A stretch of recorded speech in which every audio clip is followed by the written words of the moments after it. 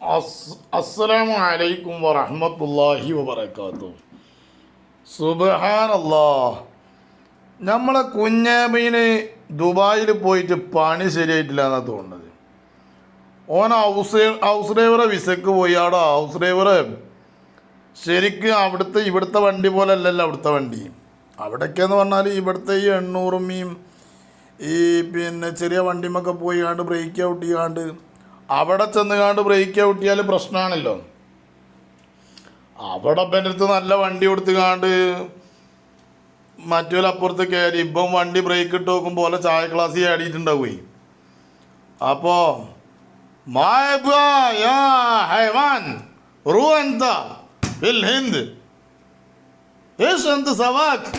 എന്ന് ചോദിച്ചിട്ടുണ്ടാവും എന്നോട്. അപ്പോൾ ആ പോയ വിസ ശരിയായിട്ടില്ല. ചെന്ന ഉടനെ ഒരു കല്യാണം കിട്ടിയോന്. ആ കല്യാണത്തിന് നല്ലൊരു ചാട്ടം ചാടിയോന്. അതൊന്ന് കണ്ടോക്കാണ്.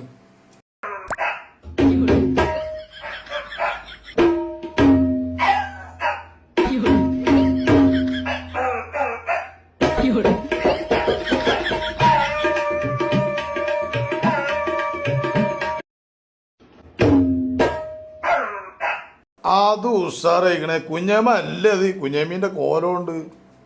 ഞമ്മേന്നാണ് അത് തോന്നുന്നത്. ഏതായാലും കുഞ്ഞമ്മ അതൊക്കെ പാടെ കഴിഞ്ഞ് അവിടുന്ന് നിൽക്കക്കള്ളില്ലാതെ ഇപ്പം എന്ത് ചെയ്തിട്ടുണ്ട്, നാട്ടിലേക്ക് തന്നെ അങ്ങോട്ട് പോകാൻ നിൽക്കണം.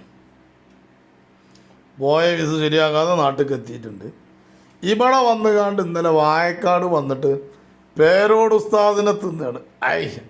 അല്ലോ എന്തോ ഒരു തീറ്റേണ നിങ്ങൾ. ഇങ്ങോട്ട് വാ, തെറിയൂരേ, ഇങ്ങോട്ട് വാ. ഇത് ഈ പിഴച്ച ഈ ശൈത്താനിയത്ത് കുടികൊണ്ടിരിക്കുന്ന നിഴൽവാദിയായ പിശാചുവാദിയായ മൗലവിയിലും നമുക്ക് കാണാം. ഇയാളുടെ അസുഖം നിന്നലും തുടങ്ങിയതല്ല. ഒരു സുന്നത്ത് ജമാഅത്തിന്റെ പണ്ഡിതന് 40-40 കൊല്ലത്തിന്റെ മുകളിലായി സുന്നത്ത് ജമാഅത്ത് പ്രസംഗിച്ചുകൊണ്ട് നടക്കുന്ന പണ്ഡിതന് ഒരു പൊതുവേദിയിൽ ഈ ഹയവാനി ഇത്രമാത്രം പറയുന്നുണ്ടെങ്കിൽ ഇവൻ രഹസ്യമായിട്ട് എത്രമാത്രം പറയുന്നുണ്ടാകും എന്ന് പൊതുജനങ്ങൾ മനസ്സിലാക്കണം കേട്ടോ. ഇവൻ്റെ വെറുപ്പ് കാരണം ഇവൻ എന്തൊക്കെയോ പറയണം. അതാണ് ഇവൻ കുഞ്ഞേമത്.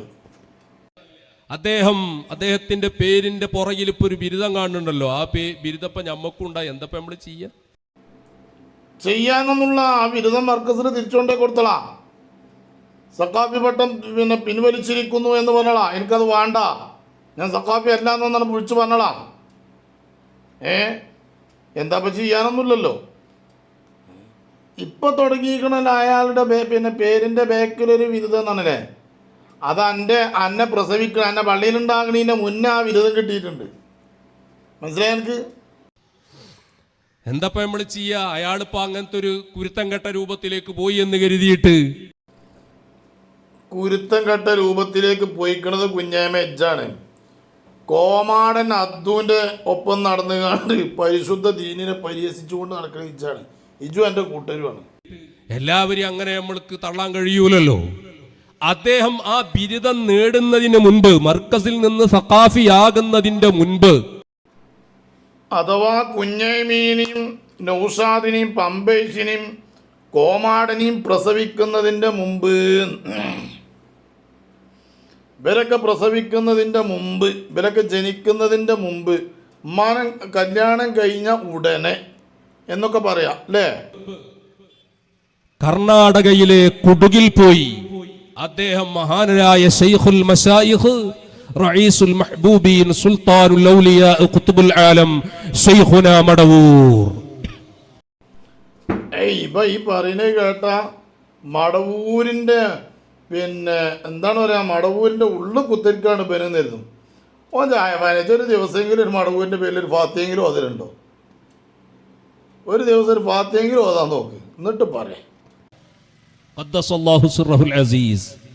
മഹാനരായ മടവൂർ ശൈഖുനക്കെതിരെ സഭ്യേതരമായ ശൈലികൾ അദ്ദേഹം പ്രയോഗിച്ചിട്ടുണ്ട്. വളരെ മോശമായ രൂപത്തിൽ അദ്ദേഹം അന്ന് പ്രസംഗിച്ച പ്രസംഗം, അന്ന് ഓൺലൈൻ സംവിധാനങ്ങൾ ഇല്ല. വാട്സപ്പോ യൂട്യൂബോ ഇല്ല. അന്ന് സീഡികൾ പോലും ഇറങ്ങുന്ന കാലമല്ല. അന്നത്തെ ആ സാഹചര്യം എന്താണ്? ഓലക്കാസറ്റുകളിൽ പ്രസംഗങ്ങൾ റെക്കോർഡ് ചെയ്യുന്ന കാലം. അന്ന് ആ പ്രസംഗം നടത്തിയ വ്യക്തി, ഈ പേരോട്ടുകാരൻ മൗലവിയുടെ പ്രസംഗം ഓലക്കാസറ്റിൽ റെക്കോർഡ് ചെയ്തു വെച്ചത് വന്യരായ മടവൂർ ശൈഖുനക്കെതിരെ മോശമായ പരാമർശം നടത്തിയ ആ പ്രസംഗം ഇദ്ദേഹത്തിന്റെ നാൾ വഴികൾ സമൂഹത്തിന്റെ മുമ്പിൽ കൃത്യമായി നമ്മൾ അവതരിപ്പിക്കുമ്പോ അതിന് വ്യക്തമായ തെളിവുകളുടെ പിൻബലത്തോടുകൂടെ മാത്രമാണ് മശായിഖന്മാർ അവരുടെ അടിമകളായ നമ്മളെ ഇതിനെ ഇറക്കി വിട്ടിട്ടുള്ളത്. അത് ശരി. അള്ളാന്റെ അടിമൊന്നും അല്ല, ഇപ്പൊ കോമാടന്റെ അടിമയാണ് അല്ലേ? അന്യരായ ശൈഖുന ആളെ പറഞ്ഞയച്ചു. ആ പ്രസംഗം റെക്കോർഡ് ചെയ്ത വ്യക്തിയുടെ അടുത്തുപോയി ആ ഓലക്കാസറ്റ് വാങ്ങി നേരെ കൊണ്ടുപോയി അത് പിന്നീട് നമ്മൾ CD-യിലേക്കാക്കി. ശേഷം നമ്മളത് പെൻഡ്രൈവിലേക്കാക്കി. പിന്നീട് എൻ്റെ പ്രിയപ്പെട്ട സഹോദരന്മാരെ, അത് നമ്മൾ വളരെ വ്യക്തമായി സൂക്ഷിച്ചു. പക്ഷേ നമ്മൾ പലപ്പോഴും ഇദ്ദേഹത്തിന്റെ കപടമുഖം വലിച്ചു കീറാൻ വേണ്ടി വന്യരായ നമ്മുടെ മശായിഖന്മാരോട് അതൊന്ന് കേൾപ്പിക്കട്ടെ എന്ന് ചോദിച്ച സമയത്ത് നമ്മുടെ കരളിന്റെ കഷ്ണങ്ങളായ മശായിഖന്മാര് നമ്മളോട് പറഞ്ഞ വാക്കുണ്ട്. നമ്മളോട് പറഞ്ഞ വാക്കുണ്ട്, മക്കളെ, മടവൂർ ശൈഖുനക്കെതിരെ വളരെ സഭ്യേതരമായ മ്ലേച്ഛമായ പരാമർശമാണ് അദ്ദേഹം നടത്തിയിട്ടുള്ളത്.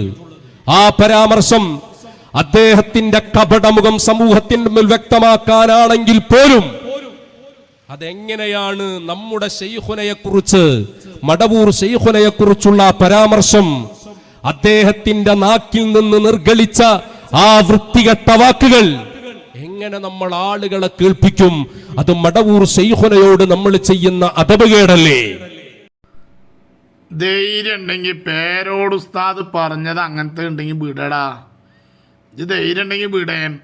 ഇത് ആൾക്കാരെ കോമാളിത്തരം കിട്ടിച്ചല്ലേ, ആൾക്കാരെ പറ്റിച്ചല്ലേ.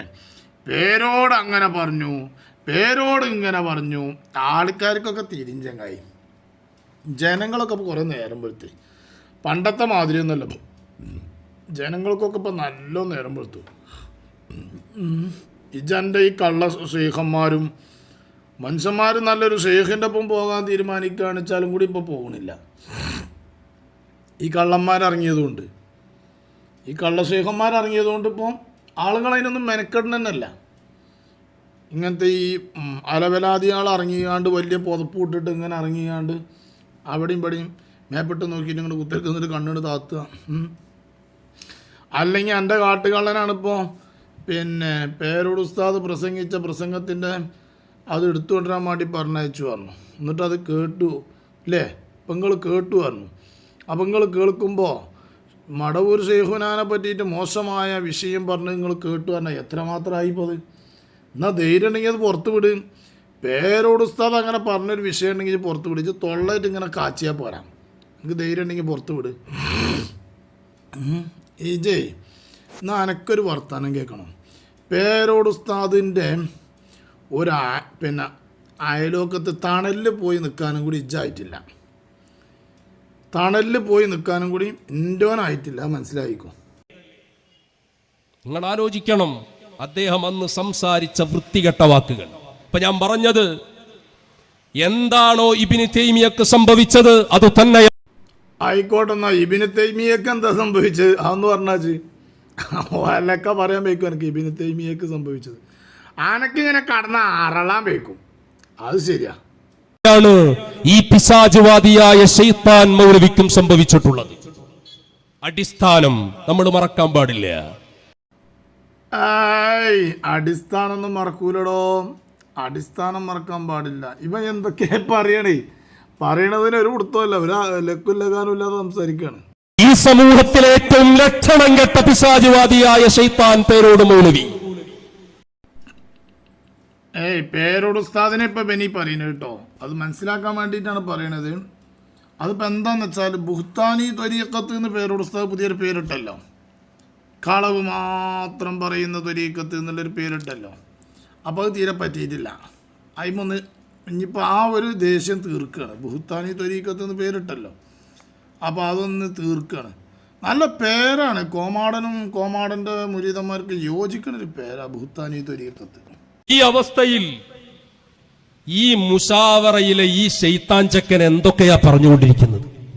ഒരു കേൾക്കണില്ല നിങ്ങൾ? ബുഹ്താനി ത്വരീക്കത്തിൻ്റെ കഥ,